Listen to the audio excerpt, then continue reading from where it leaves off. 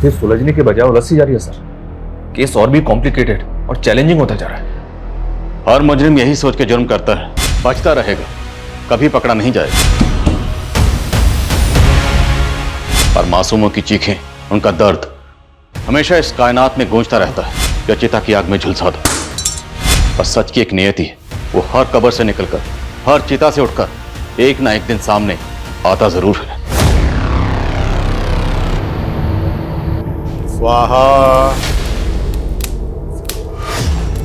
स्वाहा स्वाहा। अपने हथेली को काट के अपने खून की आहुति देना।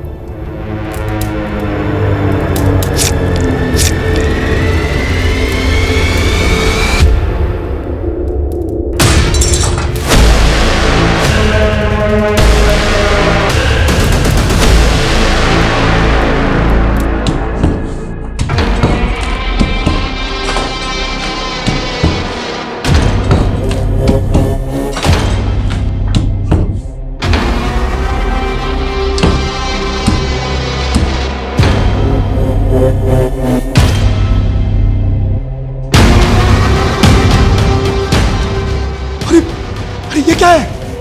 ये तो कंकाल है। वही तो।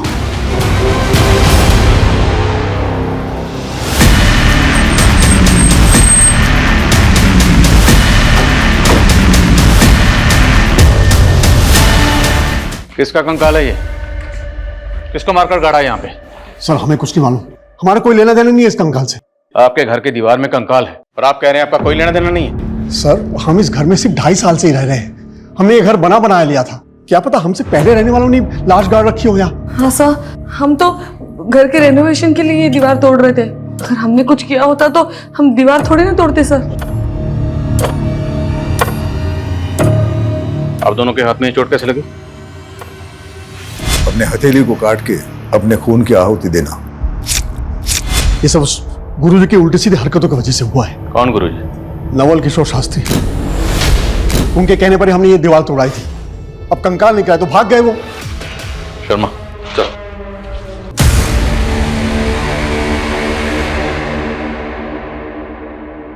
पूनम, पूनम, थोड़ी देर ये पढ़ाई छोड़ दे और चाय नाश्ता कर ले। पढ़ाई में ऐसे खो जाती हो ना, तुम्हें खाने पीने का बिल्कुल ध्यान नहीं रहता। लो खाओ। हुआ क्या बताऊं, इस इकोनॉमिक्स ने ना होश उड़ा रखे मेरे। पिछली बार ग्रेड्स कमाए थे ना, तो मैंने ठान लिया था कि इकोनॉमिक्स में तो मुझे टॉप करना है, इसीलिए। तुझ जैसी लगन हो ना, जिंदगी में कोई पीछे रह ही नहीं सकता। लेकिन आज भी तू मुझे बुआ बुआ बोलती है, माँ नहीं बोल सकती। बुआ कैसी बातें कर रही हो, आप तो माँ से बढ़कर हो। चलो ठीक है, अब से मैं आपको माँ ही कहूंगी। अच्छा चल जल्दी से नाश्ता कर ले, मैं बाजार जाके सब्जी लेकर आती हूँ।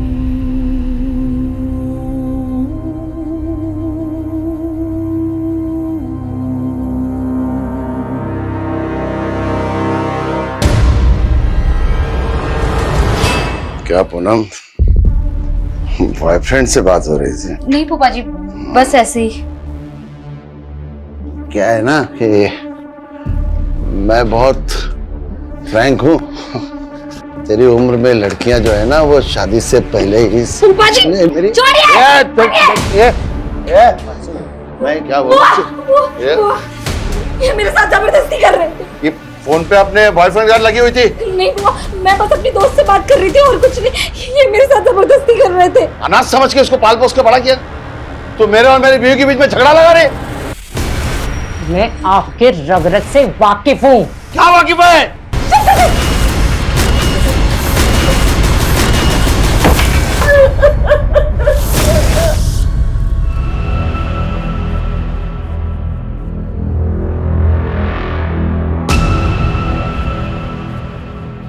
आप लोग इस घर में नहीं रह सकते। मैं घर सील करना होगा जब तक जांच पूरी नहीं होती। मेरा भाई यही नजदीक में रहता है, हम वहां चले जाएंगे। हमसे पूछे भी ना, आप दोनों मुरादाबाद से बाहर मत जाइएगा।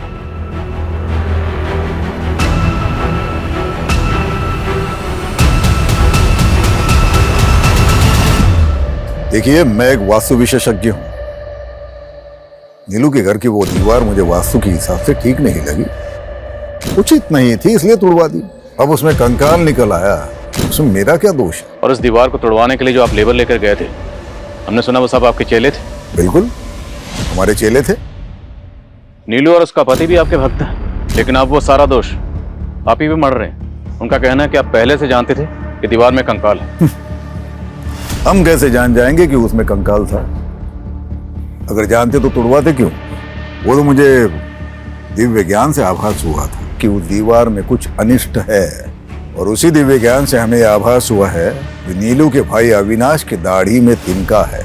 आचार्य जी, दाढ़ी को साइड में रखिए, स्पष्ट शब्दों में बताइए क्या कहना चाहते हैं। नीलू का भाई उस दीवार को गिराने का विरोध कर रहा था।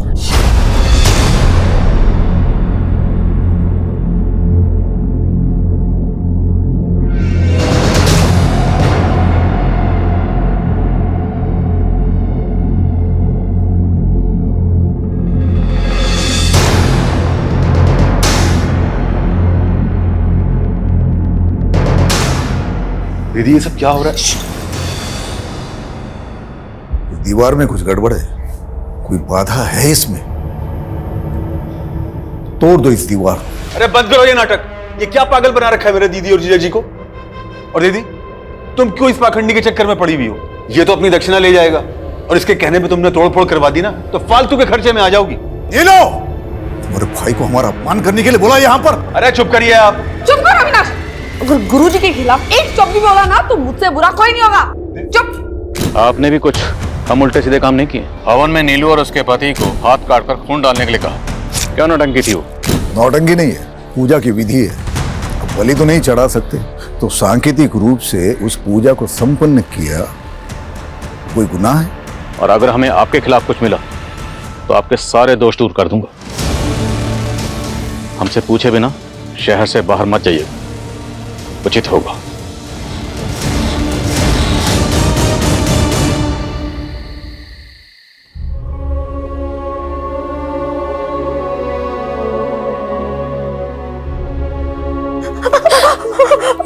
मेरी वजह से रोज आपको फूफा जी मारते हैं।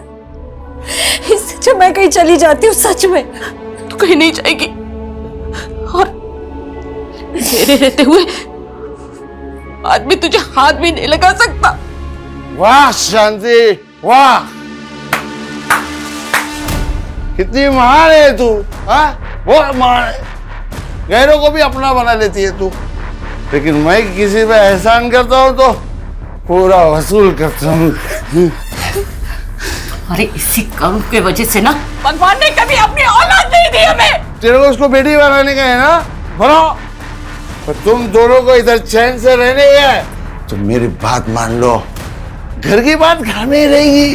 हट हट। बोला था ना दीदी, उस गुरुजी के चक्कर में दीवार मत गिरवाओ। अब कंकाल निकल गया ना, अब पुलिस आप लोगों का आगा पीछा खंगालने में जुट जाएगी। आपको पता है उस दीवार में किसको मार के गाड़ा गया था? हमें कैसे पता होगा? अरे हमको तो हमारे घर से निकाल दिया पुलिस वालों ने, पूरा घर सील कर दिया उन्होंने। घर तो सील करेंगे ही, और अब आप लोग यहां रहोगे तो पुलिस वाले यहां भी आएंगे। यानी तू कहना क्या चाहता है? हमारे बुरे वक्त में हमें अपने घर में भी नहीं रखेगा? अरे जीजा जी, कैसी बातें कर रहे हैं आप रहो ना आराम से जब तक रहना है। बल्कि मैं एक काम करता हूं, आप लोगों के लिए कृतिका का कमरा साफ करवा देता हूं।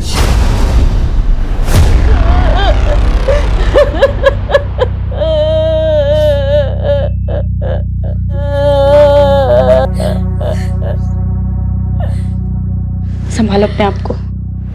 लेकिन कल रात को तो तुम्हारे घर से बहुत शोर आ रहा था, और आज अचानक से भाई साहब को हार्ट अटैक आया उनका।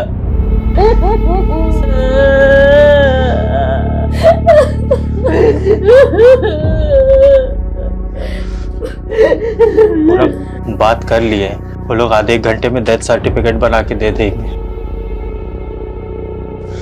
चलिए अब अंतिम संस्कार की तैयारी करते हैं।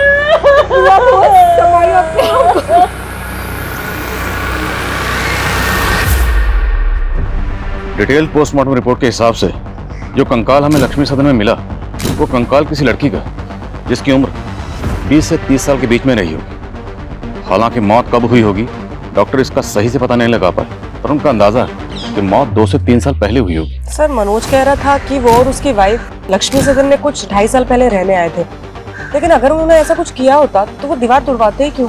लेकिन वो बाबा नवल किशोर, उसकी बातें भी कम उल्टी पुल्टी नहीं, किसी को भी क्लीन चिट नहीं दे सकते।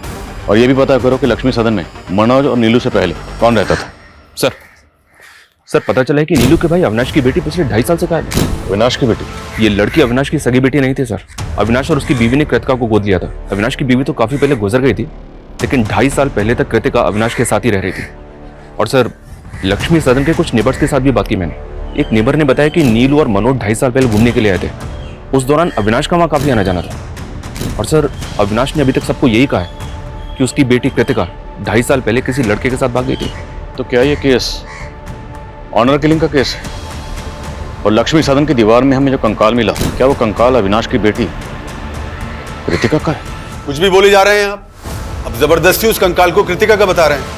आप तो चाहते ही नहीं थे कि दीवार टूटे, क्योंकि दीवार टूटती कंकाल बाहर आता और आपका राज भी। अरे सर मेरी बेटी जिंदा है। कहाँ है कृतिका? यही तो मालूम नहीं है कि वो उसे बहकाकर ले कहां गया है। कौन, किसकी बात कर रहे हैं? समीर यहीं पास के इलाके में अपनी चाची के साथ रहता था। वही मेरी बेटी को बहका रहा था।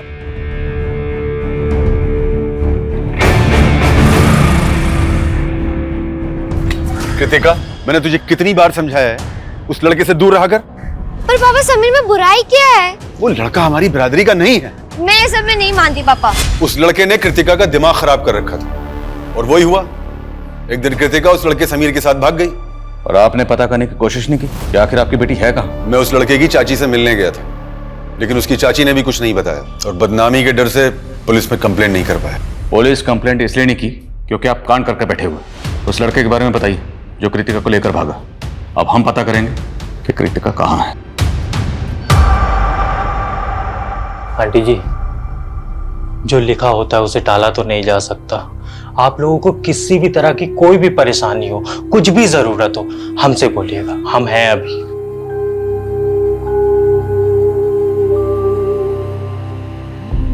मुझे अपनी परवाह नहीं है गणेश बेटा। मुझे तो बस पूनम की चिंता हो रही है। वो इस घर में अपने फूफा के साथ सुरक्षित नहीं थी। आंटी जी, आप एक काम करिए, आप हमारी शादी पूनम से करवा दीजिए।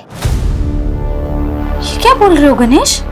पूनम, हम जानते हैं तुम हमारी दूर की मौसी की बेटी हो, पर आंटी जी हमारी मम्मी भी तो यही चाहती थी कि हमारी और पूनम की शादी हो जाए। पूनम, हमारी मम्मी ना बुआ जी से बात भी करने वाली थी, पर उसके पहले ही उनका देहांत हो गया। गणेश, पर गणेश सही कह रहा है बेटा। देखो, तुम दोनों एक दूसरे को बचपन से जानते हो। मुझे ऐसा लगता है गणेश से बेहतर तुम्हारे लिए कोई लड़का हो ही नहीं सकता।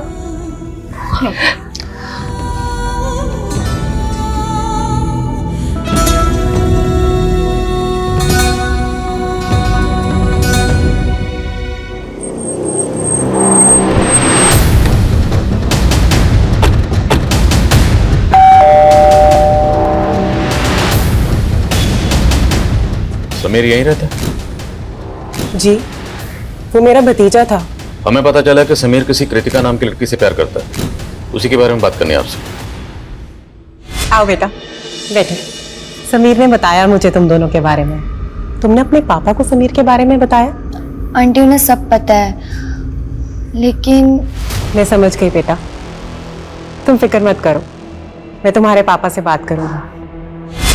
लेकिन कृतिका के पिता ने मुझे और समीर को बेइज्जत करके घर से बाहर निकाल दिया और एक दिन समीर गायब हो गया।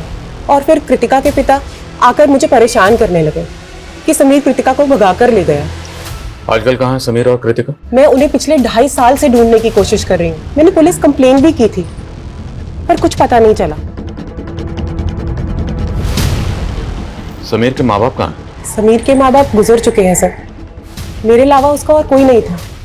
समीर की चाची ने जिस थाने में समीर की मिसिंग कंप्लेंट फाइल की थी, उस थाने की पुलिस टीम को भी ऐसा कोई क्लू नहीं मिला है जिससे पता चले कि समीर और कृतिका ने भाग के शादी की होगी।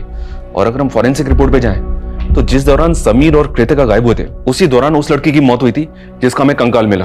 तो पॉसिबल है सर कि मर्डर कृतिका का हुआ हो। सर, हम डीएनए मैचिंग रिपोर्ट से भी अविनाश के खिलाफ कुछ भी साबित नहीं कर पाएंगे, क्योंकि कृतिका अविनाश की सगी बेटी नहीं थी, उसने उसको अडॉप्ट किया था।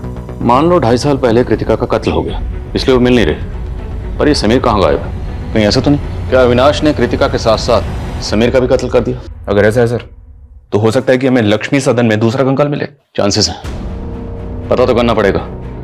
मैं डीसीपी सर से परमिशन निकलवाता हूँ। और पता चला लक्ष्मी सदन में मनोज और नीलू से पहले कौन रहता था? यस सर, रजिस्ट्रार से पता चला है कि 3 साल पहले ये घर राघवेंद्र पांडे के नाम पे था। सर, ये इस घर का लास्ट और फर्स्ट ओनर था। सर, ये कई सालों से लंदन में है।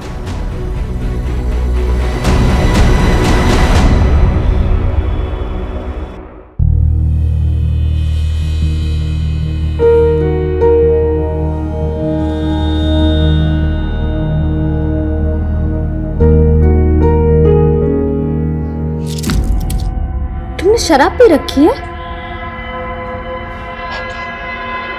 अरे वो हमारे दोस्तों ने थोड़ा लिटिल पिला दिया। तुमने मुझे पहले क्यों नहीं बताया कि तुम शराब पीते हो? अरे इसमें बताना क्या है, जमाना पीता है भाई। जमाना पीता हो चलेगा, लेकिन मुझे बिल्कुल पसंद नहीं है। तुम्हें मालूम है ना, इसी की वजह से फूफा जी ने मेरे साथ। अरे तो हमने तुमको बचा लिया ना तुम्हारे फूफा जी से। चलो अब हमारा मूड मत ऑफ करो, आज हमारी फर्स्ट नाइट है भाई। क्यों गणेश?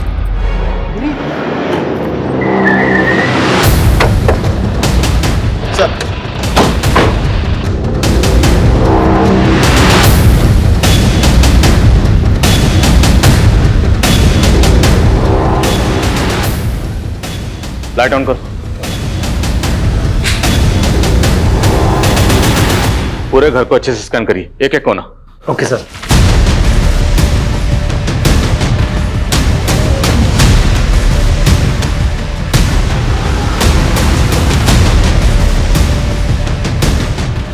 सर, कुछ नेबर्स ने बताया 2.5 साल पहले इस घर में एक मेड काम करती थी, जो अचानक से गायब हो गई। कौन मेड? सर, संजना नाम था हमारी मेड का। लेकिन आप उसके बारे में क्यों पूछ रहे हैं? हमें पता चला है कि आप उसके साथ कुछ अच्छा बर्ताव नहीं करते थे। मेरी जिंदगी नर्क बना दी तुमने। अब और नहीं, मैं सब कुछ खत्म कर दूंगी यार। तकरीबन 2.5 साल पहले उसने मोहल्ले में तमाशा किया था।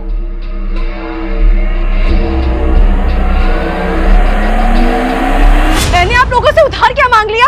नौकर बना कर रखोगे, मार मार कर टैंक बनाओगे मुझसे। क्यों झूठ बोल रही हो संजना? हाँ, और क्या जरूरत है इतना तमाशा करने की? देख संजना, तमाशा मत कर बेकार में। जो भी तुझे कहना है अंदर जाके कर। चल। 1 नंबर की नौटंकीबाज औरत थी वो, तिल का तार बना के रखा था उसने। इसलिए आपने कंकाल बना दिया उसे? ये कैसी बातें कर रहे हैं आप सर? हमें पता चला कि उसके बाद से ही वो गायब है। लेकिन सर, उसके बाद तो वो अचानक काम छोड़ के अपने गांव चली गई थी। तब तो गांव में मिलनी चाहिए। एड्रेस बोलिए गांव का। सर, एड्रेस तो नहीं है हमारे पास।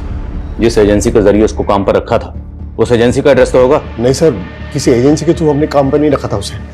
वो खुद ही घर आई थी काम मांगने के लिए। कहती थी मंजुलापुरा में कहीं रहती है, लेकिन वहाँ एग्जैक्टली कहाँ ये हमें नहीं मालूम सर। ठीक, फोन नंबर बोलिए उसका। सर, उसके पास फोन नहीं था।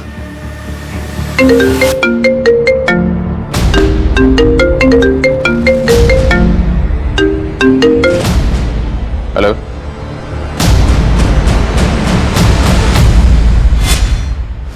मेरी जिंदगी नर्क बना दी तुमने। अब और नहीं, मैं सब कुछ खत्म कर दूंगी यार। संजना, क्या कर रही है तू ये?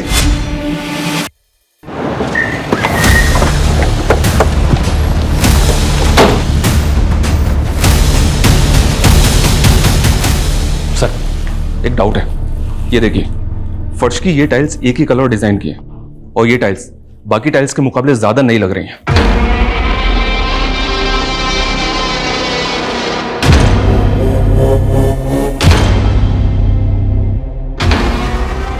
बताओ।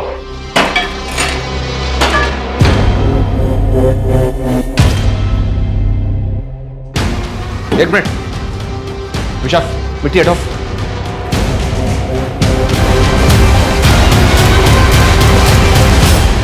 शर्मा, सब जगह खुदवाओ। पता नहीं और कितने राज दफन है इस लक्ष्मी सदन में।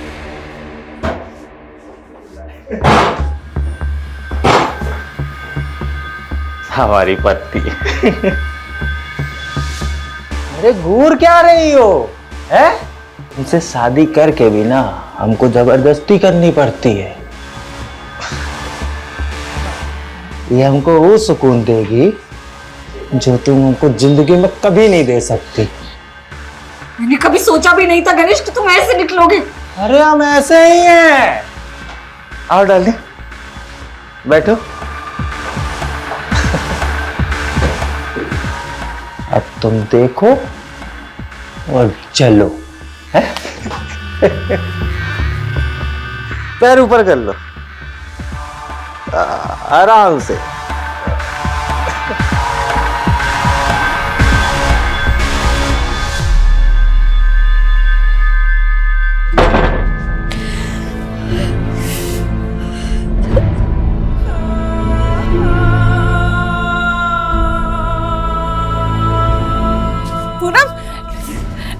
कैसी है तू? हाँ? अरे मैं यहीं से जा रही थी, मैंने सोचा तुझे और दामाद जी को। तू रो क्यों रही है? क्या हुआ? सर, एक कंकाल को एग्जामिन करने के बाद पता चला है कि ये कंकाल 18 इयर्स एंड अबव किसी लड़के का है सर। क्या? तो डॉक्टर, क्या लड़के की मौत भी उसी दौरान हुई होगी जिस दौरान लड़की की मौत हुई, जिसका कंकाल हमें लक्ष्मी सदन की दीवार में मिला? हो सकता है सर, मैं आपको डिटेल रिपोर्ट जल्दी सेंड करता हूँ। ये चेन हमें कंकाल पे मिली थी। क्या समीर ऐसी चेन पहनता था? नाम मुझे ठीक से याद नहीं आ रहा है, पर आप ये सब क्यों पूछ रही हैं? देखिए, हमें लगता है कि कृतिका के साथ साथ समीर का भी मर्डर हुआ है। पहले आप मुझ पर कृतिका के मर्डर का इल्जाम लगा रहे थे, अब दूसरा कंकाल मिल गया तो समीर कर रहे हैं। क्या सबूत है कि दोनों कंकाल समीर और कृतिका के हैं? अबे सबूत तो इस बात के भी नहीं मिले कि समीर और कृतिका जिंदा हैं। सर, मैं कह रहा हूं ना कि मैंने उन्हें नहीं मारा है। आप मेरा यकीन क्यों नहीं करते? हम यकीन नहीं करते, तोड़ाई करते हैं जब तक मुजरिम सच नहीं बोलता। अभी तक आपकी मेट संजना का कुछ पता नहीं चला, हम उसे ढूंढ ही रहे हैं, और अब लक्ष्मी सदन में दूसरा कंकाल मिला। अब ये तो कहना मत कि आप लोग इस बारे में कुछ जानते ही नहीं। सर, हम सचमुच कुछ नहीं जानते। आप बेकार में हमें और अविनाश को परेशान कर रहे हैं सर। एक मिनट सर, आपने किचन में खुदाई की थी ना, और कंकाल भी आपको वही मिला ना? जी सर, अब तो मुझे पूरा यकीन है सर कि ये काम जरूर उन लोगों का है जो हमसे पहले वहां रहते थे, क्योंकि जब हम वो घर देखने गए थे तब हमने भी देखा था कि किचन की टाइल्स अलग अलग है, और हमने इसके बारे में एजेंट को भी बोला था। कौन एजेंट? शेखर यादव सर। राघवेंद्र पांडे ने उसी एजेंट को घर की चाबी दे रखी थी। ये देखिए सर,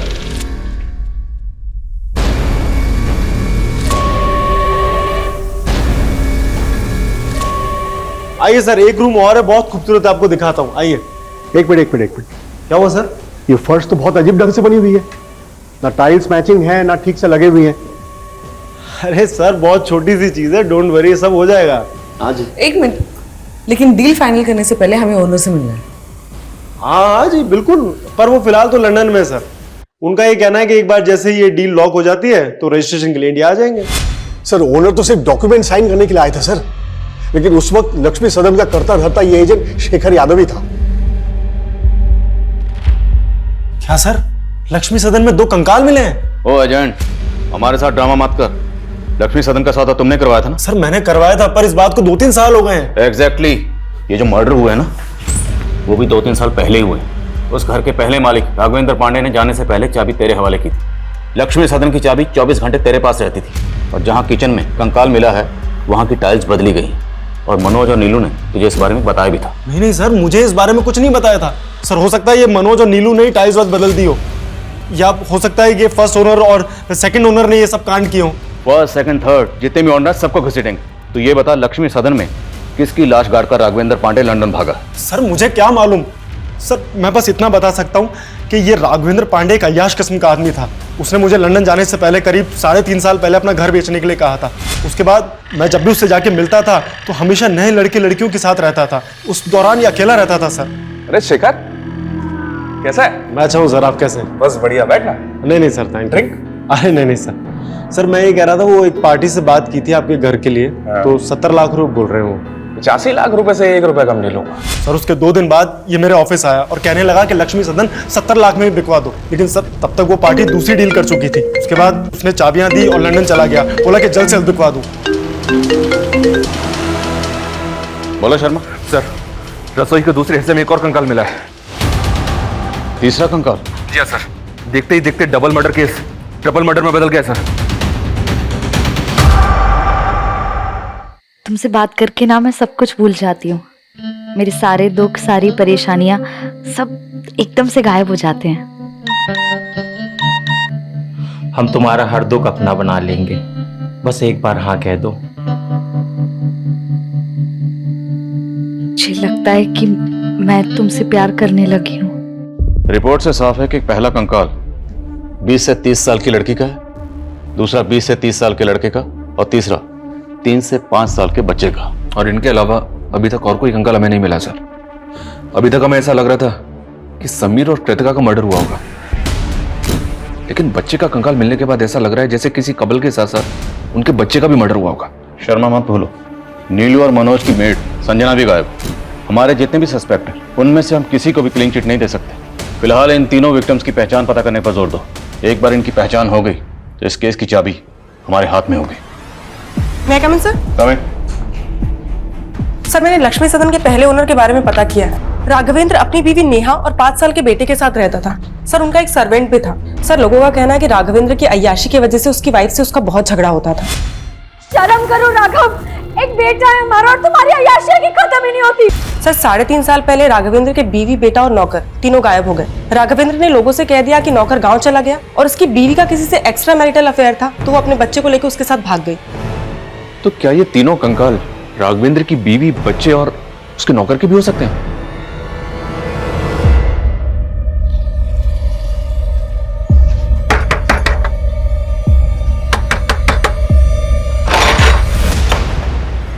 ठीक है राघवेंद्र जी, जरूरत पड़ी तो आपको फिर कॉल करूंगा। Thank you. इस राघवेंद्र को इंडिया बुलाना आसान नहीं होगा। कोर्ट से इसके प्रत्यर्पण की अर्जी हासिल करने के लिए हमें कोर्ट में अपनी दलीलें मजबूत करनी होगी। इस एजेंट शेखर को बुला, क्योंकि राघवेंद्र के लंदन जाने के बाद शेखर ने ही लक्ष्मी सदन में रेनोवेशन का काम करवाया था। सर मैंने सिर्फ कॉन्ट्रैक्ट दिया था रेनोवेशन का, मैं तो उस वक्त वहां रहता भी नहीं था। सर मुझे लगता है कि ये रेनोवेशन करने वालों ने ये कांड किया है। रेनोवेशन का कॉन्ट्रैक्ट किसे दिया था? सर माला शर्मा। सर हमने एकदम बेस्ट क्वालिटी का मटेरियल यूज किया है, ऐसे कैसे डैमेज हो गया? चिल्लाओ मत, हमने पूरी कमिटमेंट के साथ हमारा काम किया है। अब मेरी पेमेंट में से 1% भी काटा ना तो 100% वसूलूंगी, समझे? You don't know who I am. And Rohit, you कितनी बार कहा है तुमसे, अगर मटेरियल में मिलावट करो तो ऐसे करो कि किसी को पता ना चले।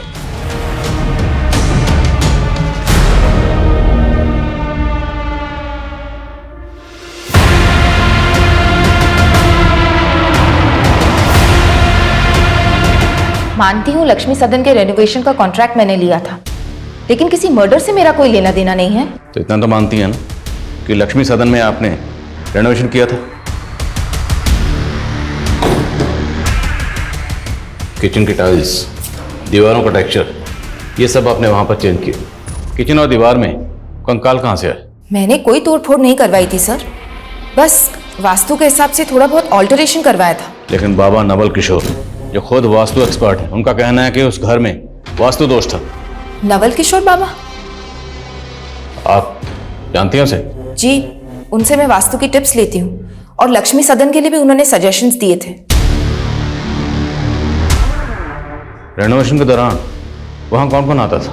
मेरे वर्कर्स, मिस्त्री, कारपेंटर, पेंटर, उनके ठेकेदार के पास वहाँ की चाबी रहती थी। और बाबा नवल किशोर भी वहाँ विश्वकर्मा पूजा और यज्ञ के लिए आ रहे थे। देखिए, मेरा किसी भी हत्या से कोई लेना देना नहीं है। जैसे माला मेरी भक्त है, वैसे नीलू भी मेरी भक्त है।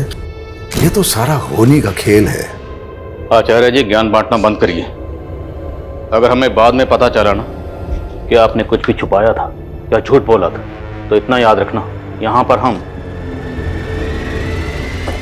इस डंडे से ज्ञान बांटते हैं। सुनिए, ये पुलिस वाले हमारी मेड संजना का भी पता लगा लेंगे, ये तो मैंने सोचा ही नहीं था। अच्छा, तो ये तुम दोनों का कांड था। अपनी मेड को मार के घर में गाड़ दिया और पुलिस मेरे पीछे पड़ी हुई है। तो तू कौन सा कम है? 2.5 साल पहले हम जब 2 महीने के लिए घूमने गए थे, तभी तेरी बेटी और उसका वो लफंगा दोस्त, क्या नाम है उसका, दोनों गायब हो गए थे ना। तूने ही दोनों को मार के गाड़ दिया होगा। एक तो मैंने तुम दोनों को घर में रहने की जगह दी और मुझ पे ही चढ़ रहे हो। चलो देख लो दीदी, चलो चलो। मैंने बहुत बड़ी गलती की। अविनाश, तुम्हें अपने घर में रहने नहीं चाहिए। अविनाश, जाओ यहाँ से। जिस वक्त लक्ष्मी सदन में रेनोवेशन का काम चल रहा था, उस वक्त बाबा नवल किशोर के अलावा माला के 3 ठेकेदारों के पास भी लक्ष्मी सदन की चाबी रहती थी। मिस्त्री राज, कारपेंटर योगेश और पेंटर मुन्ना, तीनों को हाजिर करो। सर।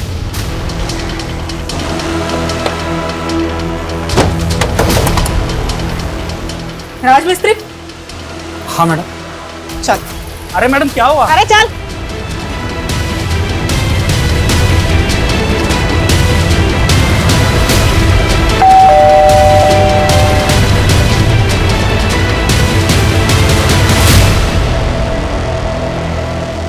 कृतिका,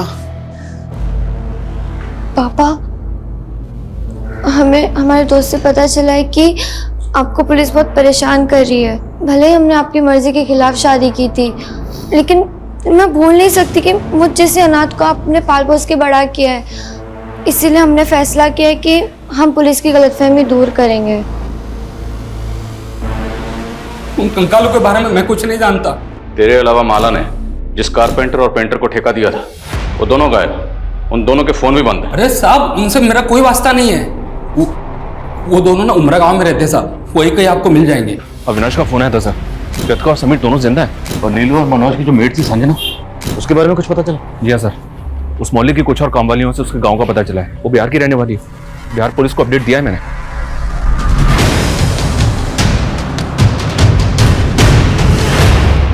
सर, मुझे पता चला कि आप लोगों ने मुझे इंडिया बुलाने के लिए कोर्ट से एक्सट्रेडिशन रिक्वेस्ट फाइल की है, और मैं नहीं चाहता कि इस वजह से मेरी यूके सिटीजनशिप में कोई खतरा पैदा हो।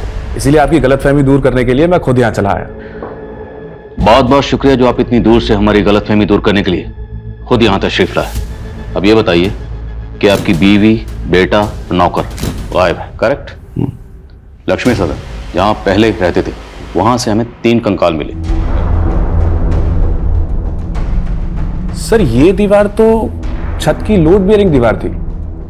मतलब अगर इसको कोई तोड़ देगा तो छत कभी भी गिर सकती है, और अगर इसको तोड़कर किसी ने किसी को गाड़ा है तो मतलब वो कोई जानकार आर्किटेक्ट ही होगा। आपके एजेंट शेखर ने माला शर्मा नाम के आर्किटेक्ट को इसका कॉन्ट्रैक्ट दिया था, आप तो जानते ही होंगे। नहीं सर, मैं माला को तो नहीं जानता, और सर मेरा इन स्केलेटन से कोई लेना देना है नहीं। लेकिन आपका अपनी बीवी और बच्चे से तो लेना देना है ना? आपकी बीवी, बच्चा और नौकर कहाँ गए? सर एक्चुअली जब से वो लोग मुझे छोड़ के गए हैं, मैंने उन्हें ढूंढने की कभी कोशिश की नहीं। अगर आप चाहें तो मैं नेटिव एड्रेस दे सकता हूँ अपनी बीवी और नौकर के। हमने कुछ नहीं किया साहब, हमने कुछ नहीं किया साहब।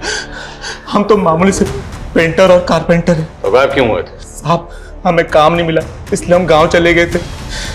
अब जब पूछ रहा हूँ तो उसका सच सच जवाब देना। तुम दोनों ने लक्ष्मी सदन में तकरीबन 25 दिन काम किया था ना? जी साहब, किया था। उस दौरान तुम लोगों को ऐसा कुछ लगा या ऐसा कोई शख्स वहां आया था जिस पर तुम लोगों को शक हो कि वो ये कांड कर सकता था? सर, हम तो शाम 7 बजे काम खत्म करके चले जाते थे, लेकिन एक दिन लेट हो गया तो हमने देखा कि माला मैडम अपने दोस्त के साथ आई थी। माला मैडम वहां आए दिन आती थी, अपने दोस्त के साथ ड्रिंक करती थी। साहब, इसके अलावा हमें कुछ नहीं पता। माला के एक दोस्त के बारे में पता करो, हो सकता है उसका अपना किसी दोस्त के साथ पंगा हो और ये माला इन मर्डर्स में शामिल हो। और ये भी चेक करो क्या माला के बैकग्राउंड में कोई ऐसा है जो गायब है, और माला के 3 ठेकेदार, उन सब की बैकग्राउंड पता करो। सर, खबरी का कॉल है।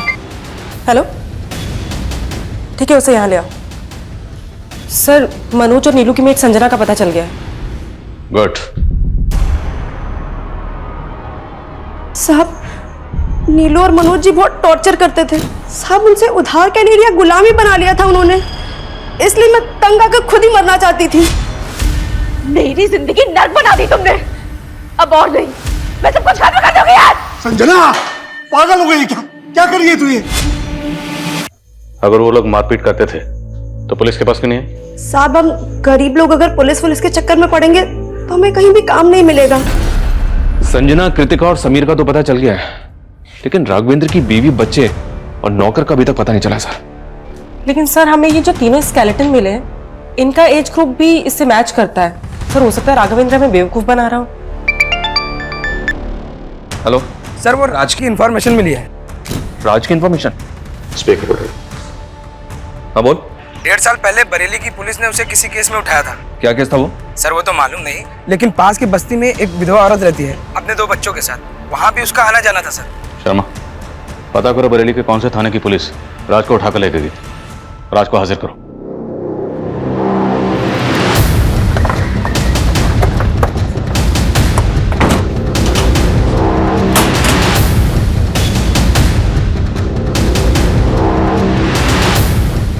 number you are trying to call is currently switched off. Please try again. इस राज का तो फोन भी बंद आ रहा है। एक काम करो, इसका फोन ट्रेस करो, पता करो कि ये कहां भाग गया है। सर,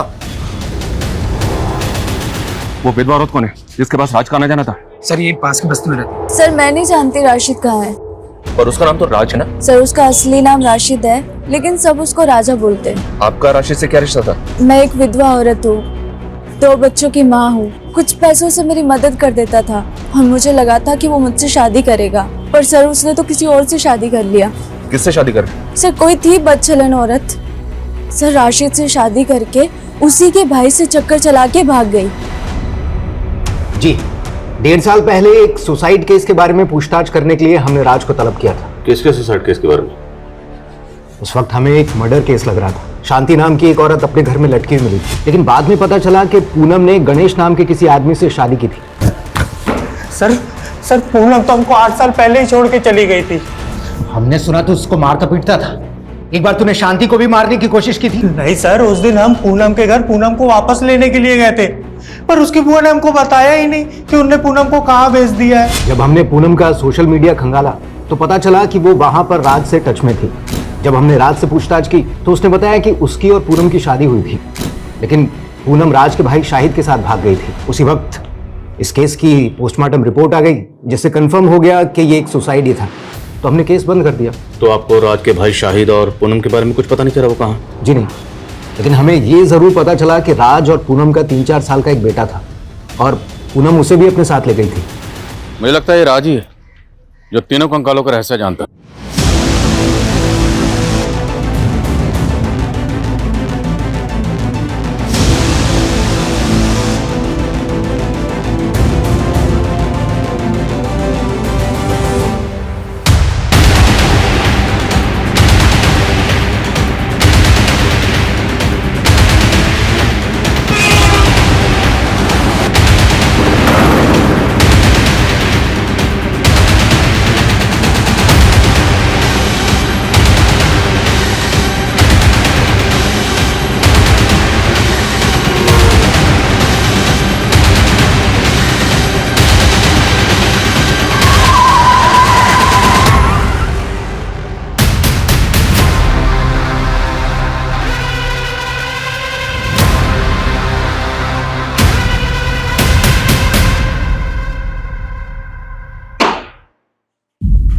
राज उर्फ राशिद, तेरे इस राज से पर्दा उठ चुका है। तेरा डीएनए 2 कंकालों से मैच हो चुका है। पहला कंकाल है तेरे भाई शाहिद का, और दूसरा तेरे बेटे का, और तीसरा पूनम का। सोशल मीडिया पर रिक्वेस्ट भेजी थी साहब मैंने उसको, उसने तुरंत एक्सेप्ट कर ली। फिर धीरे धीरे चैटिंग शुरू होने लगी, फिर मैं उसके दिल का राजा बन गया। शादी करने के लिए तैयार हो गए साहब मेरे साथ, लेकिन उसको यह धक्का बर्दाश्त नहीं हुआ था कि मैं राज नहीं राशिद हूँ। कुछ ही दिनों बाद मुझे पता चला कि उसका मेरे भाई शाहिद के साथ चक्कर चल रहा है। मेरे से मन नहीं भरता तेरा, मेरा भाई चाहिए तुझे। मैंने तुम्हारे भाई से थोड़ी सी बात कर ली, इसका मतलब कुछ भी निकालोगे क्या? शर्म आनी चाहिए तुझे राज। 4 साल का बच्चा है तेरा और पूनम का, भाई पे शक कर रहा है। उनको दिखाने के लिए मैंने उनके झूठ पे भरोसा कर लिया साहब, लेकिन अंदर से बदला लेना था ना। और उस टाइम पे मुझे लक्ष्मी सदन का ठेका मिल गया था, और उस दौरान मेरे बेटे का बर्थडे आया। सही मौका मिल गया था मुझे, तो फिर वो लोग यहाँ आए, फिर मैंने बर्थडे का केक काटा। उसके बाद मैंने उनके कोल्ड ड्रिंक में जहर मिला दिया। फिर मैं सबको बोला कि मेरी बीवी पूनम और मेरा बेटा शाहिद के साथ कहीं भाग गए हैं। और फिर एक बार मैं एक नए हमसफर की तलाश में जुट गया साहब। नया हमसफर मतलब नया शिका। शर्मा, आशिक का जनाजा है, जरा धूम से निकलना चाहिए। सर, राघवेंद्र की बीवी, बेटे और नौकर के बारे में पता चल गया। उसका नौकर तो गांव में है, लेकिन सर उसकी बीवी नेहा, सर वो किसी के साथ भागी नहीं है, बल्कि वो दिल्ली में टीचर की नौकरी करके अकेले अपने बेटे की परवरिश कर रही है। That's great. जब कोई औरत रिश्तों में धोखा खाने के बाद अपनी इज्जत, अपनी सेल्फ रिस्पेक्ट और अपने स्वाभिमान की परवाह करते हुए आगे बढ़ती है, पुरानी बातों को पीछे फेंक कर मूव ऑन करती है, तो वही फैसला उसके लिए सही होता। पूनम राशिद को सोशल मीडिया पर मिली, पर राशिद की सच्चाई जाने बिना उसने आंख बंद करके राशिद पे यकीन किया और उसके फरेब का शिकार हो गई।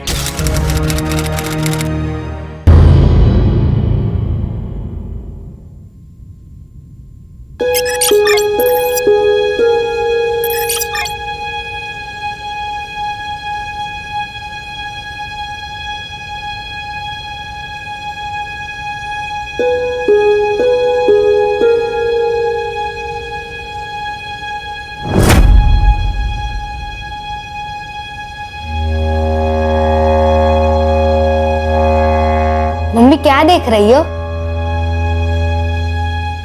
संजू,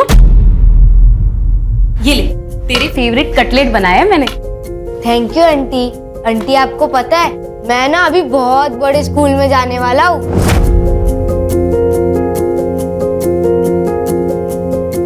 अरे वाह, फिर तो तू बहुत स्मार्ट लगेगा यूनिफॉर्म में।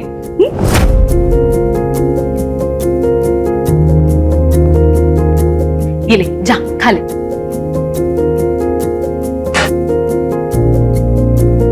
क्या हुआ तुझे? तू टेंशन में क्यों है? अगले 2 हफ्तों में अगर संजू की फीस नहीं भरी तो स्कूल वाले उसकी सीट किसी और को दे देंगे। पैसे है मेरे पास, लेकिन उन पैसों में मुझे अगले महीने का खर्चा निकालना है। कार्तिक के जाने के बाद सब बहुत डिफिकल्ट हो गया और मुझे जॉब भी तो नहीं मिल रही। अरे मैं एक बहुत अच्छी प्लेसमेंट कंपनी को जानती हूँ, आइडियल प्लेसमेंट नाम है उसका। मेरे भाई को भी उनके ही थ्रू अच्छी जॉब लगी है। तू वहां पे क्यों ट्राई नहीं करती? मेरे पेरेंट्स कभी नहीं मानेंगे गुड्डू हमारी शादी के लिए। पर क्यों नहीं मानेंगे? मैं अच्छा कमा लेता हूँ, पक्की जॉब है मेरी। लेकिन तुम हमारी तरह अपर कास्ट के नहीं हो ना। यार ये क्या पिछले जमाने की बातें लेके बैठी हो? 21वीं सदी में जीते हम लोग। तुम्हारे पापा से मैं बात करूंगा।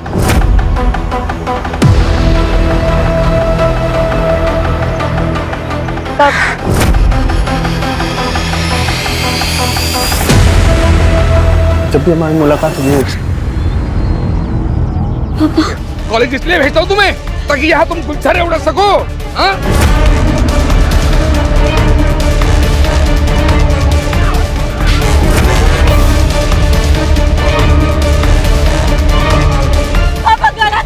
ऐसा कुछ नहीं है। मेरी लड़ाती है मुझसे।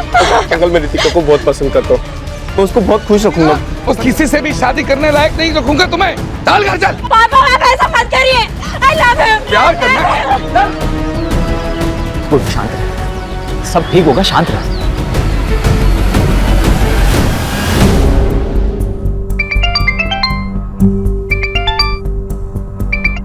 हेलो पूजा। जी हाँ, मैं पूजा अधिकारी बोल रही हूँ। आपका मेल आया था, मैंने आपका रिज्यूम पढ़ा। रिक्वायरमेंट के हिसाब से आप परफेक्ट कैंडिडेट। एक रेप्यूटेड कंपनी में असिस्टेंट की जॉब है।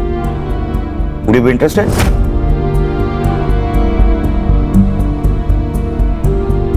Sure sir. कल आ जाइए, कुछ पेपर वर्क कर लेते हैं, then you can join. Okay sir, I will be there. See you.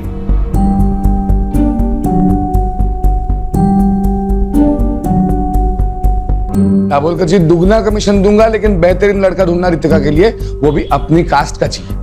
ऐसा ही होगा चंदर जी, चिंता मत कीजिए, मुझ पर छोड़ दीजिए। वैसे 2-4 लड़के हैं मेरे पास, आपको जल्दी खबर करता हूं मैं। हाँ।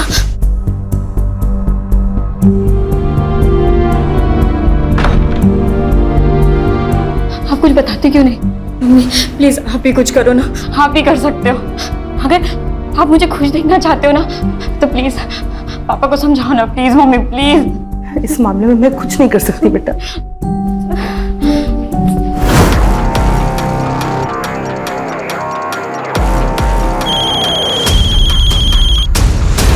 हेलो। क्या करे गुड्डू? देखो एक ही ऑप्शन, भाग चलते। लेकिन हम जाएंगे कहाँ?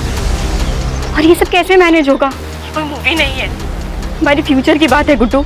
अगर मेरे फ्यूचर में तुम नहीं हो तो मेरी लाइफ का कोई मतलब ही नहीं है। रितिका, तुम अपना माइंड मेकअप कर लो कि करना क्या है, फिर मुझे कॉल करना।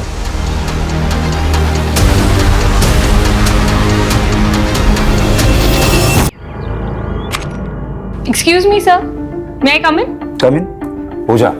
Yes sir. बैठो। Thank you sir.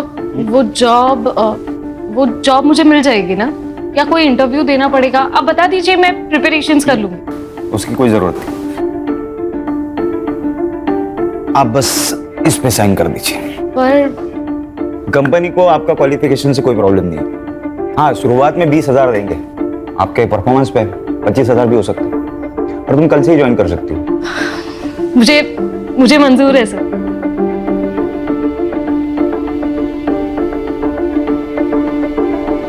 Thank you so much. अरे थैंक यू की क्या बात है, ये तो मेरा काम है।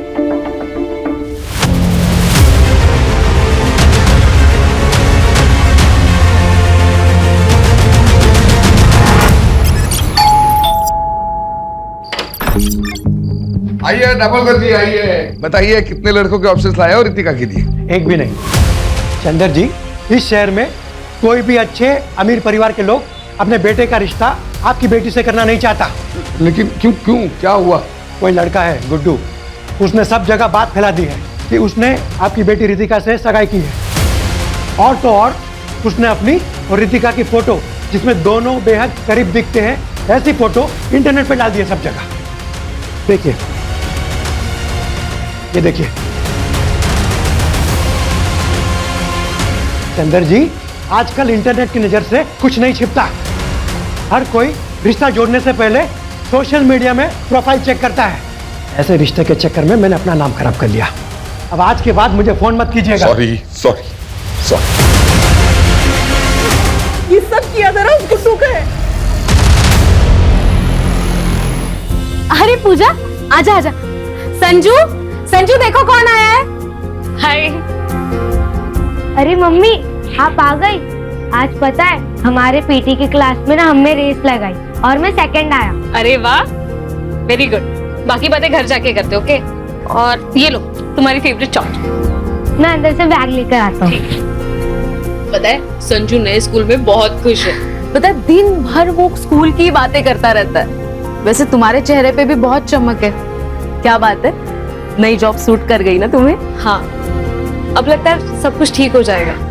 ये सब तुम्हारे वजह से हुआ है उठने। तुम अगर मुझे उस प्लेसमेंट एजेंसी के बारे में नहीं बताती तो मेरे पास आज ये जॉब नहीं होती। और तुम संजू का कितना अच्छा ख्याल भी रखती हो। Thank you so much. अरे तू भी ना, क्या यार। चले तो बाय बोलो। Bye bye. चल दो ना बेटा, कुछ तो खाओ। नहीं अंकल, खाया मैंने, थैंक यू। अरे नहीं प्लीज।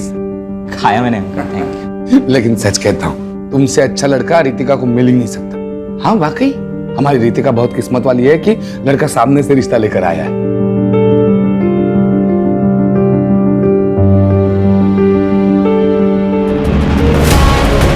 दो चाय दो।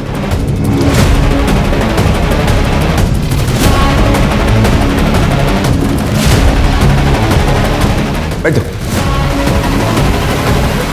अंकल जी, क्या मैं इनसे अकेले में बात कर सकता हूँ? अरे क्यों नहीं, प्लीज जाओ बेटा।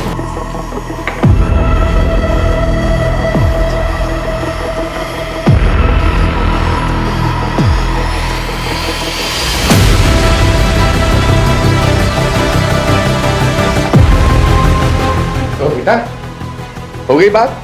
मुझे शादी के बारे में सोचने के लिए थोड़ा समय चाहिए। अरे बेटा, लेकिन मैं आपको कॉल करूंगा। चलता हूँ।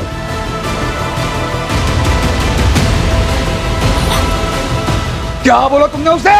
मैंने सच बोला कि मैं गुड्डू से प्यार करती हूँ और उसी से शादी करूंगी। Yes come in. पूजा, अरे आओ बैठो। कैसी हो? ठीक हूँ सर। कैसा चल रहा है काम? अच्छा चल रहा है। एक्चुअली मुझे मेरी पहली सैलरी मिल गई। अरे वाह, कांग्रेचुलेशंस। Thank you. और कॉन्ट्रैक्ट के हिसाब से मैं अपना पहला कमीशन देने आई थी। ये लीजिए। भूल जाओ। सर आप काम करते हो यहाँ पे, कमीशन नहीं लोगे तो आप फंस जाओगे। तुम्हारे बिहाफ पे मैं पे कर दूं, चलेगा? और वैसे भी पैसों की जरूरत तुम्हें ज्यादा है। देखिए सर, ये जब तुम्हारे पास एक्स्ट्रा आ जाए तब लौटा देना, ठीक है? ओके। अच्छा, मैं ना आज काम से जरा जल्दी फ्री होने वाला हूँ, तो सोच रहा हूँ कहीं कॉफी पीने चले। चलेगा, लेकिन ट्रीट मेरी। जैसा आप कहे।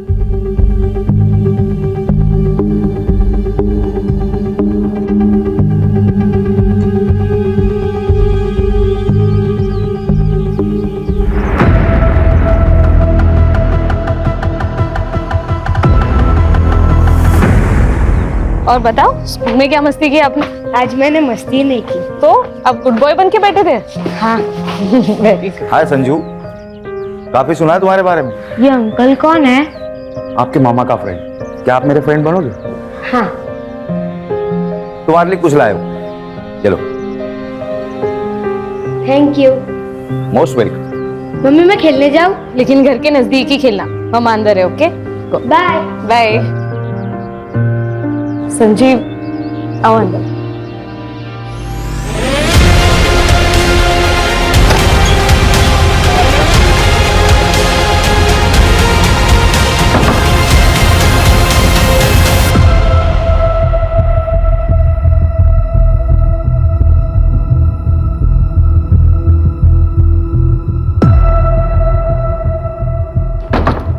आइसक्रीम आज।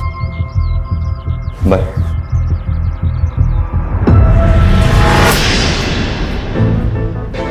दीपक नाम है इसका, इंदौर में रहता है, घर का बहुत अच्छा है। लेकिन 38 साल का है ये। तो क्या हुआ, कुंवारा है। वो नुक्कड़ का पान वाला भी कुंवारा है, बस 55 साल का ही तो है। और वो जोशी, उसे करा दो आप मेरी शादी। मुंह बंद रखो तुम अपना। बापू की कसाई, किसी के साथ भी भागने के लिए तैयार हो आप मुझे। जिस तरह के कर्म है ना तुम्हारे, उस हिसाब से कोई तुमसे शादी करने के लिए राजी है, वही काफी है। 2 दिन बाद शादी है, 2 दिन बाद शादी करके इंदौर में अच्छे घर में रहने जाओगी। मैंने तो पहले ही बोला था भाग चलते, लेकिन नहीं, तुमको तो पापा को मनाना है। अब जाओ इंदौर। भाग चलते हैं। पक्का? हाँ, मैं आज रात को ही भागने के लिए तैयार हूँ। ठीक है, मैं सब कुछ अरेंज करके तुमको कॉल करता हूँ।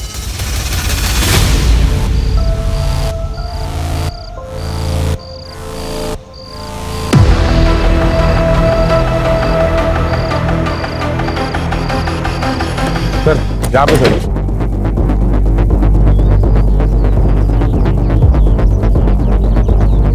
सर मैं हल्का आने आया तो यहाँ देखा रेड बॉडी पड़ी है।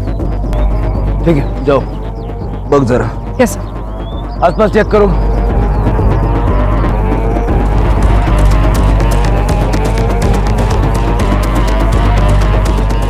सर, बॉडी की कंडीशन देख के लगता है मर्डर 2 दिन पहले हुआ है। रेप या मोलेस्टेशन के कोई साइन नहीं है। आइडेंटिफिकेशन के लिए कुछ मिला?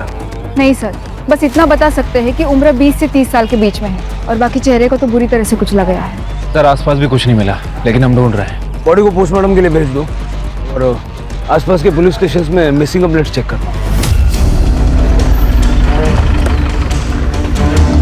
Good morning sir.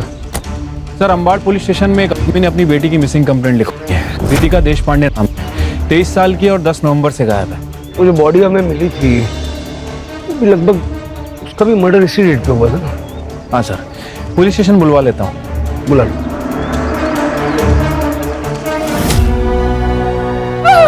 ये तो रितिका का है।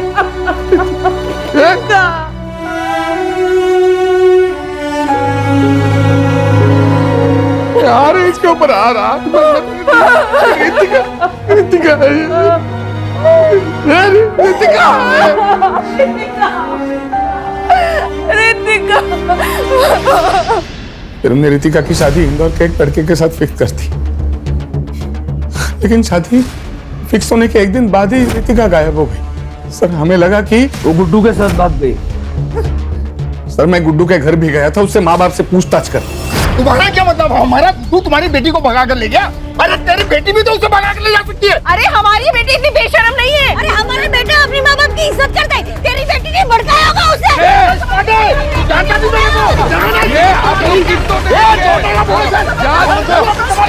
क्या तमाशा लगा के रखा है? अरे साहब अच्छा हुआ आप आगे। मुझे इनके खिलाफ और इनके बेटे गुड्डू के खिलाफ कंप्लेंट लिखवानी है। इनका बेटा गुड्डू मेरी बेटी रितिका को लेकर भाग गया है। सर हमें भी ये देशपांडे फैमिली के खिलाफ कंप्लेंट करानी है। इसकी बेटी रितिका ने हमारा गुड्डू। सर आप सुनिए तो सही। आप दोनों के बच्चे वाले गए, ऐसे में किसी का भी केस नहीं बनता, समझे? एक काम करो, दोनों के फोटो और डिटेल्स भेज दो हमें।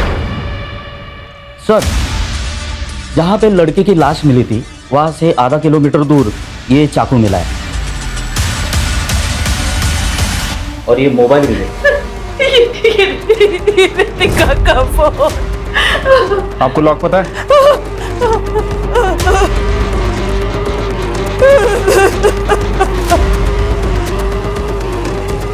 सर लास्ट कॉल गुड्डू को की गई थी 11:30 बजे और ये मैसेज भी है।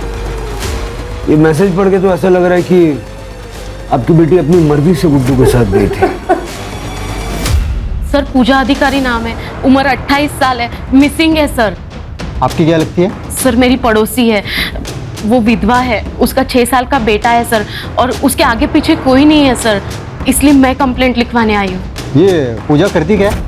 और आखिरी बार आपसे कब मिली? 4 दिन पहले, और उसने मुझे बताया था कि मैं संजीव के साथ 2 दिन के लिए बाहर जा रही हूँ। तुम संजू का ध्यान रख लोगी ना? हाँ, लेकिन तूने संजीव से बात तो की है ना शादी के बारे में? हाँ, वो एक्चुअली मुझे अपने पेरेंट्स से मिलवाने के लिए नागपुर लेके जा रहा है और मैं संजू को साथ नहीं ले जा सकती। तू उसकी चिंता मत कर, मैं हूं ना, मैं संभाल लूंगी संजू को।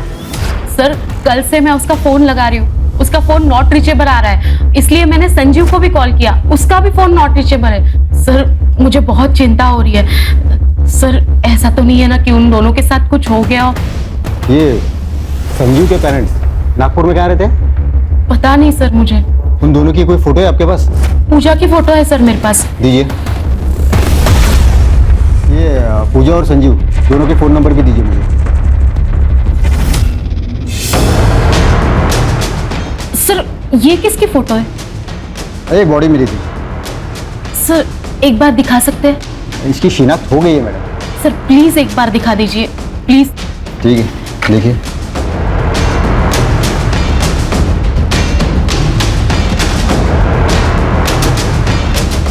सर कुछ तो गड़बड़ है सर।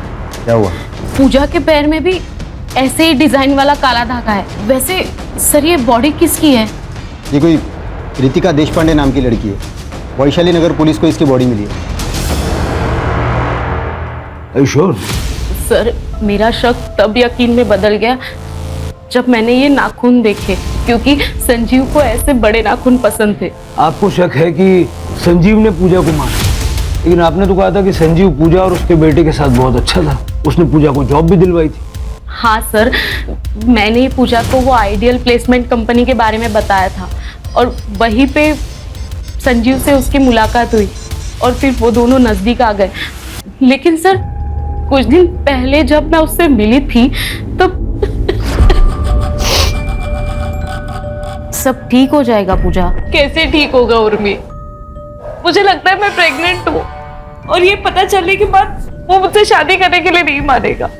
लेकिन तूने उससे प्रेगनेंसी के बारे में बताया नहीं? अब तक तो नहीं, लेकिन उसे जल्दी ही बताऊंगी। उसके बाद भी अगर वो नहीं माना तो उससे ब्रेकअप कर लूंगी और बच्चा भी अबॉर्ट कर लूंगी।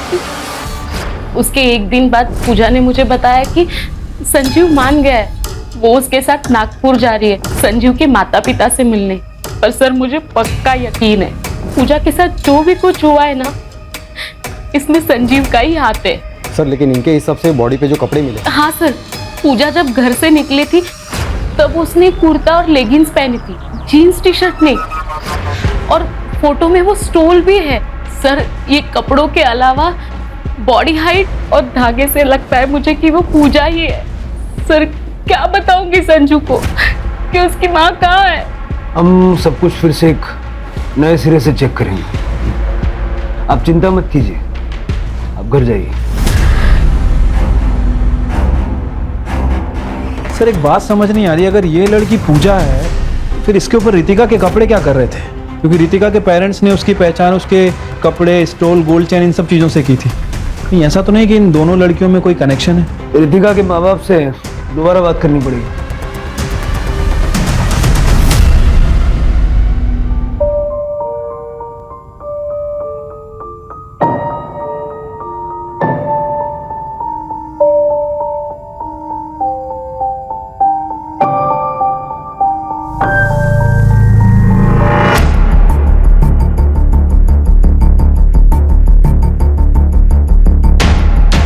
माफ कीजिए, ऐसे टाइम पर हमें आना पड़ा है, आपसे कुछ बात करनी है।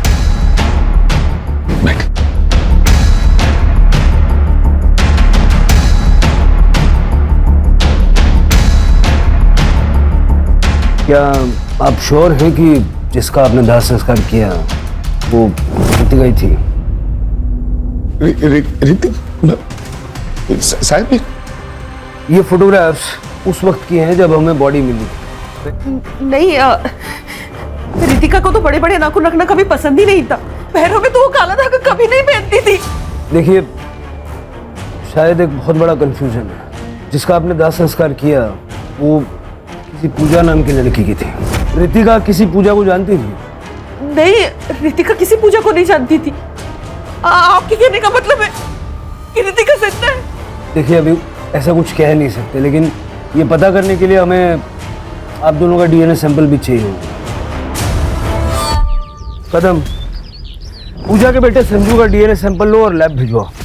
ठीक है? आइडियल प्लेसमेंट जाके संजीव की सारी डिटेल निकालो और गुड्डू के माँ बाप पे नजर रखो, उनके कॉल्स मॉनिटर करो। अगर वो बॉडी रितिका की नहीं है तो रितिका डेफिनेटली गुड्डू के साथ है।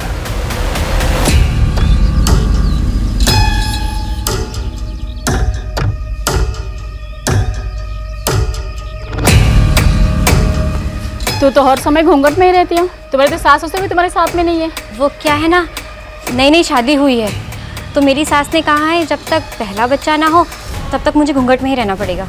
तो तैयारी में लगी हो ना?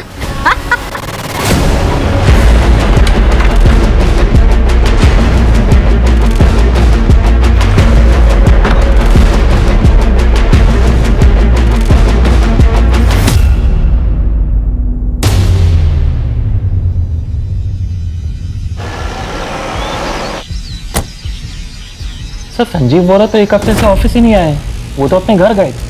उसके घर का एड्रेस दीजिए। सर पिछले कई दिनों से हम भी संजीव को फोन लगाने की कोशिश कर रहे हैं लेकिन उसका फोन बंद आ रहा है। कुछ हुआ है क्या? संजीव 10 तारीख को ऑफिस से निकला था एक लड़की को साथ लेके, आपसे मिलवाने के लिए लेके आ रहा था। शादी करना चाहता था उसके साथ। शादी? लेकिन वो तो पहले से शादीशुदा है। ये शीला है, संजीव की बीवी। सर, पोस्टमार्टम रिपोर्ट के हिसाब से मौत 10 नवंबर की रात को 12 बजे से लेकर 2 बजे के बीच में हुई है। मतलब जैसा उर्मी ने पूजा के बारे में बताया कि बॉडी पूजा की हो सकती है। सर ये फॉरेंसिक रिपोर्ट। सर चाकू पे जो ब्लड है वो बॉडी से मैच कर रहा है। मतलब क्लियर है कि ये मर्डर वेपन चाकू ही है। चाकू पे फिंगरप्रिंट भी विजिबल है। ये जो चाकू पे फिंगरप्रिंट्स मिले हैं उनको संजीव के फिंगरप्रिंट से मैच करके देखो आधार कार्ड से। ठीक है सर। गुड्डू के फोन में कोई हलचल? फिलहाल तो नहीं सर, उसका फोन 10 नवंबर से बंद ही है। सर और एक इंफॉर्मेशन मिली है, पूजा का फोन एक्टिवेट हो गया है सिन्नर में। चलो। तब मैं खेत में आ रहा था तब मुझे ये फोन मिला, जब मैंने ऑन किया तो चालू हो गया। एग्जैक्टली कहाँ मिला था? यहाँ मिला था। आसपास जरा चेक करो। Yes sir.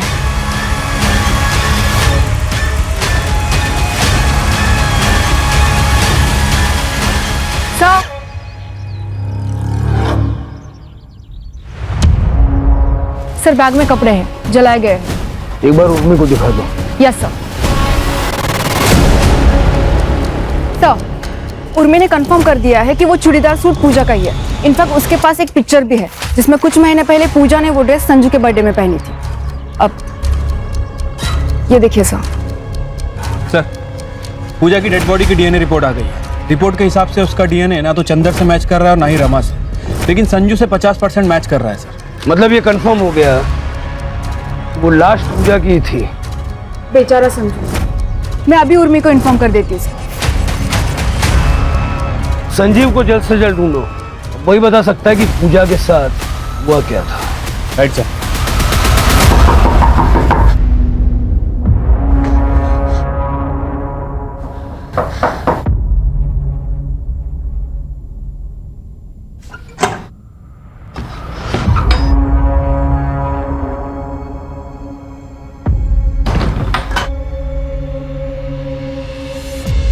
गुड्डू, मैं ना मुंह छुपा छुपा के थक गई हूँ। अब इस घूंघट में ना घुटन हो रही है। तो तुम क्या चाहती हो? हम लोग पकड़े जाए? एक तो तुम्हारे बाप ने मुझ पर किडनैपिंग का केस फाइल किया है, पुलिस कुत्तों की तरह ढूंढ रही है मुझे। हम शादी क्यों नहीं कर लेते?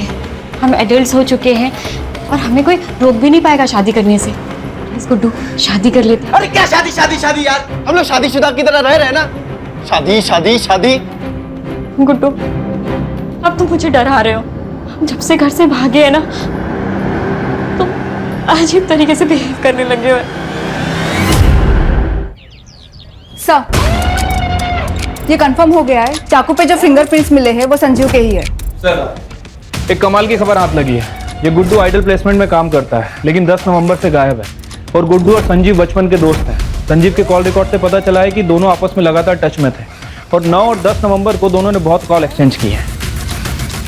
अब सारी पजल के टुकड़े अपनी जगह पे सही फिट बैठ गए। इतना तो क्लियर है कि संजीव और गुड्डू ने मिलके ये सारा प्लान बनाया। संजीव को रितिका पसंद थी और उसने पूजा से दोस्ती सिर्फ इसलिए की क्योंकि वो रितिका जैसी दिखती थी। बाद में उसने पूजा को मार दिया, उसे रितिका के कपड़े पहनाए और उन कपड़ों पर भी चाकू से स्टैब किया और चेहरा कुचल दिया ताकि चेहरा पहचानने में ना आए और हमें लगे कि रितिका मारी गई है। और इस तरह से गुड्डू और रितिका को लोग ढूंढना ही बंद कर देना। इसका मतलब रितिका भी इस क्राइम में शामिल है? बिल्कुल हो सकता है, तभी तो रितिका के कपड़े पूजा की बॉडी पर पहुंचे। मतलब अगर हम संजीव को पकड़ लें तो रितिका और गुड्डू भी हाथ आ सकते हैं। सर, एक और डेड बॉडी मिली है। सर, ये संजीव ही है।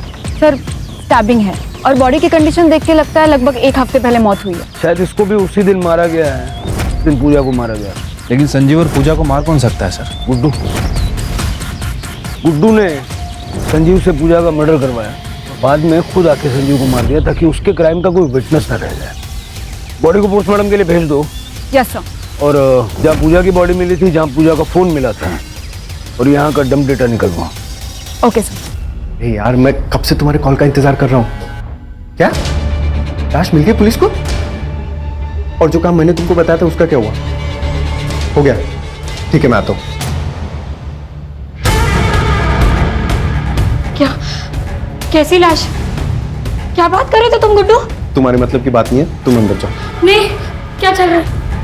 प्लीज बताओ क्या चल रहा है? अरे तुम्हारे मतलब की बात नहीं है, तुम अंदर जाओ। मुझे अब डर लग रहा है, प्लीज बताओ क्या चल रहा है? अरे मैंने बोला ना तुम्हारे मतलब की बात नहीं है। चलो अंदर चलो। मुझे पता क्या चल रहा है गुड्डू।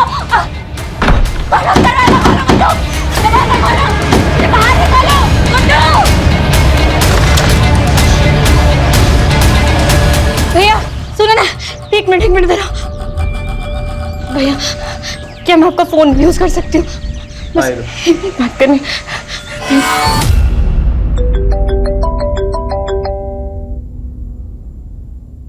हेलो पापा, मैं रितिका बोल रही हूँ। रितिका? पापा, मैंने बहुत बड़ी गलती कर दी। गुड्डू अच्छा लड़का नहीं है, आप प्लीज मुझे बचा लीजिए। पापा प्लीज मुझे बचा लीजिए। तुम मुझे बताओ कहाँ हम? एक मिनट होल्ड कर रितिका, एक मिनट। तुम? पापा, पापा,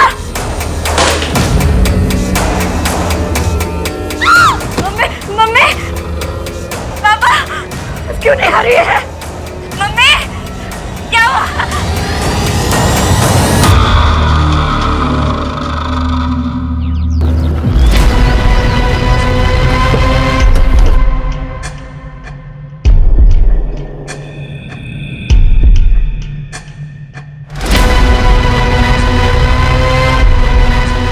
तो गुड्डू है सर। वैसे भी संजीव की तरह मारा गया है सर। देखकर लग रहा है कि 1-2 दिन हो चुका है। आसपास देखो जरा। सर अजीब बात है, हम लोग अब तक ये सोच रहे थे कि ये सब गुड्डू ने किया है, तो गुड्डू को भी किसी ने मारा है। डम डेटा का क्या हुआ? सर तीनों जगह के डम डेटा में संजीव का ही नंबर है। 1-2 ऐसे भी नंबर है जो हमारी लिस्ट में नहीं है। सर झाड़ियों के पास ये मोबाइल मिला है, मोबाइल बंद है सर। पता करो किसका है सर। और जरा ये भी चेक करना ये नंबर पिछले 2 मर्डर स्पॉट पे एक्टिव था क्या? सर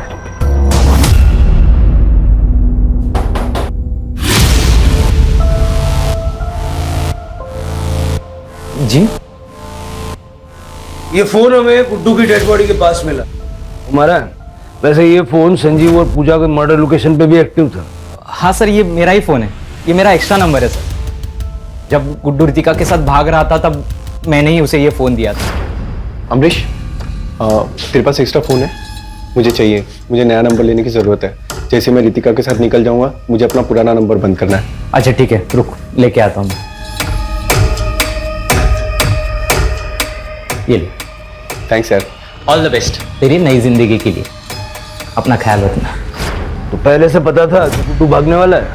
हाँ सर, मैं भी बहुत हर्ट हो गया था ये सुन, लेकिन मेरी किस्मत पर मुझे पूरा भरोसा है। अगर रितिका मेरी किस्मत में लिखी होगी ना तो मुझे जरूर मिलेगी, इसलिए मैंने उसकी हेल्प की। लेकिन अब गुड्डू तो मर चुका है और रितिका का कुछ पता नहीं। तुम्हें अंदाजा है रितिका कहाँ होगी? सर आप क्या बात कर रहे हो सर? गुड्डू का सर उसने तो मुझे कहा था कि वो मेरे साथ टच में रहेगा। सिर्फ उसने 1-2 बार ही कॉल किया था मुझे, वो भी कल, क्योंकि उसे पैसों की जरूरत थी। उसने कहा कि वो शहर में आएगा और मुझे कॉल करेगा, लेकिन उसका कॉल नहीं, कुछ नहीं। फिर मैंने कॉल ट्राई किया था, उसका नंबर नॉट रीचेबल था। मुझे लगा कि उसने पैसों का जुगाड़ कर दिया रहेगा। सर गुड्डू का मर्डर हुआ, इसका मतलब रितिका की जान को खतरा है सर। सर प्लीज कुछ कीजिए सर, प्लीज।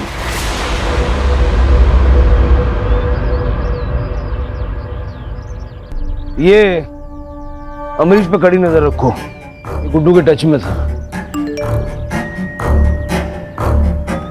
सर एक बहुत इंटरेस्टिंग चीज पता चली है। रितिका के पापा को कल एक अननोन नंबर से कॉल आया था। इससे पहले उनको इस नंबर से कभी कॉल नहीं आया। कॉल कुछ ही मिनट तक हुई है, लेकिन सर उसके बाद से रितिका के मम्मी और पापा का दोनों का फोन स्विच ऑफ आ रहा है। सर स्ट्रेंज बात तो ये है, जिस अननोन नंबर से उनको कॉल आया था वो नंबर भी स्विच ऑफ आ रहा है। चलो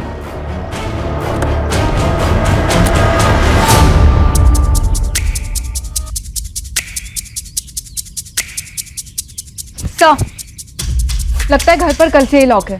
पड़ोस में रहने वाले आंटी ने बताया कि वो कल 6 बजे के आसपास रमा से मिलने आई थी, लेकिन तभी भी घर पर ताला ही था। लेकिन सर उनके पास ये स्पेयर की थी। खोलो खोलो। Yes sir.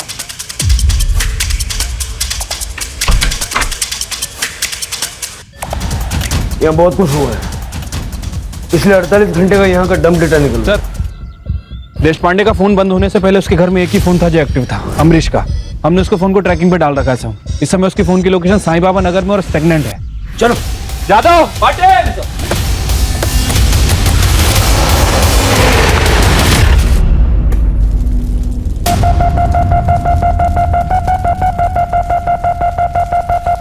अंकल जी मुझे पता है कि आप मेरी शादी रितिका से करवाना चाहते हो, इसलिए मैंने मेरे रास्ते के सारे कांटों को हटा दिया है। मेरी दुल्हनिया, वाह वाह क्या लग रहे हो तुम। आ जाओ आ जाओ आ जाओ आ जाओ आ जाओ, बैठो।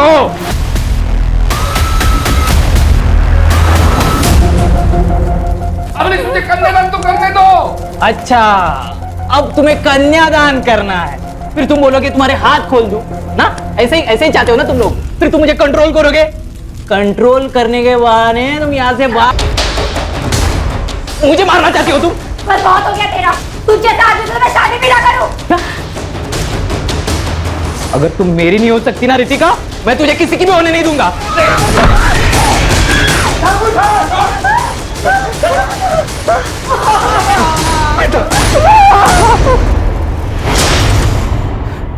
मुझे पता था गुड्डू और संजू दोनों एक दूसरे के करीबी दोस्त थे। मुझे एहसास हुआ कि इन दोनों के बीच में ना कुछ तो खिचड़ी पक रही है। खास करके तब जब रितिका ने गुड्डू के साथ भागने के 1 दिन पहले मुझसे कहा कि उसने प्लान बनाया है। मैंने कहा प्लान? ठीक उसी के बाद गुड्डू मुझसे मेरा फोन मांगने के लिए आया था। नहीं। अरे हो जाएगा रे, हो जाएगा। मुझे कल से बहुत अलर्ट रहने की जरूरत है। प्लान बहुत भयंकर है, गलती नहीं कर सकता। तेरी ड्रिंकिंग कैपेसिटी मुझे पता है, एंड आई एम श्योर तेरा प्लान भी ब्रिलियंट होगा। हाँ। एक पूजा नाम की लड़की है, बिल्कुल रितिका जैसी दिखती है। वो संजू है ना, वो उसको मार देगा और रितिका के कपड़े पूजा को पहना देगा। और मैं इधर ये रितिका को कुछ ऐसे कपड़े पहना दूंगा कि कोई उसको पहचान नहीं पाएगा, और संजू उसका पूरा चेहरा खराब कर देगा, कोई उसको पहचान ही नहीं पाएगा। फिर संजू उसका चेहरा इतना खराब कर देगा कि कोई उसकी पहचान नहीं कर पाएगा। अच्छा, ताकि सबको लगे कि रितिका मर चुकी है। वाह यार, क्या बढ़िया प्लान बनाया तूने। अब जैसे ये खबर आएगी बाहर कि रितिका मर गई, तो उसको कौन मिलेगा? फिर हम लोग चैन से रहेंगे। चीयर्स। मुझे तो सारा प्लान मालूम था, मेरे लिए सारी चीजें आसान थी। मैं वही गया जहां पूजा संजू से मिलने वाली थी।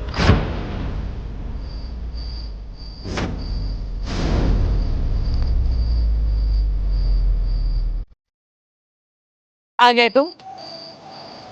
प्लान के मुताबिक संजू वहां रितिका के कपड़े लेके आए।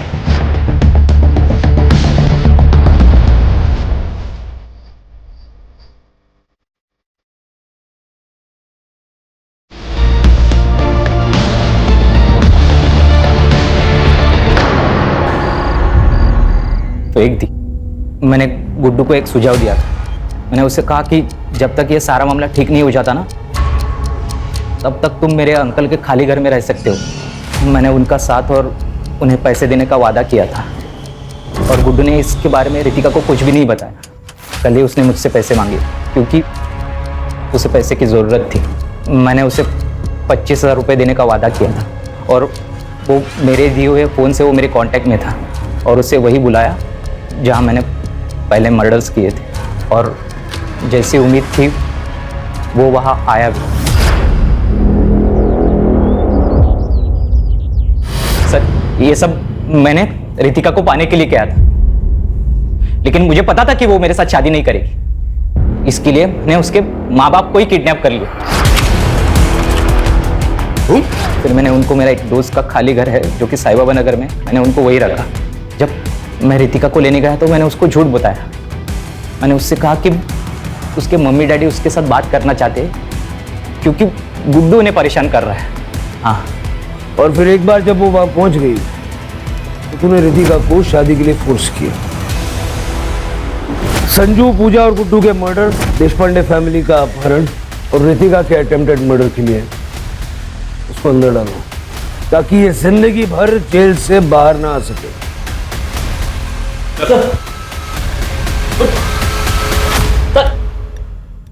सर, मैंने रितिका को पूछा कि उसने अपने पेरेंट्स को कैसे कांटेक्ट किया, तो उसने बताया कि उसने खिड़की से बाहर किसी की मदद मांग के उसका फ़ोन लेकर अपने पेरेंट्स को कांटेक्ट किया। लेकिन वो नंबर भी बाद में बंद ही आ रहा था ना? हाँ सर, मेरी उससे बात हुई। उसने कहा कि उसका फ़ोन पानी में गिर गया था। शिरके, किस ख्याल में खोए हो? सर, मैं उस बेचारी पूजा के बारे में सोच रहा हूँ। उसे बेवजह अपनी जान गंवानी पड़ी। संजू अनाथ हो गया, संजीव की पत्नी विधवा हो गई, और कामले ने अपना एक लौता बेटा खो दिया। सर, आपको नहीं लगता कि ये सारे मर्डर्स अवॉइड किए जा सकते थे अगर चंदर गुड्डू के लिए मान जाता तो? इसे पता क्या होता, हो सकता है अमरीश कोई और क्रेजी आइडिया लेके आ जाता। सर, आज के ज़माने में भी लोग जात पात इन सब चीज़ों को मानते हैं।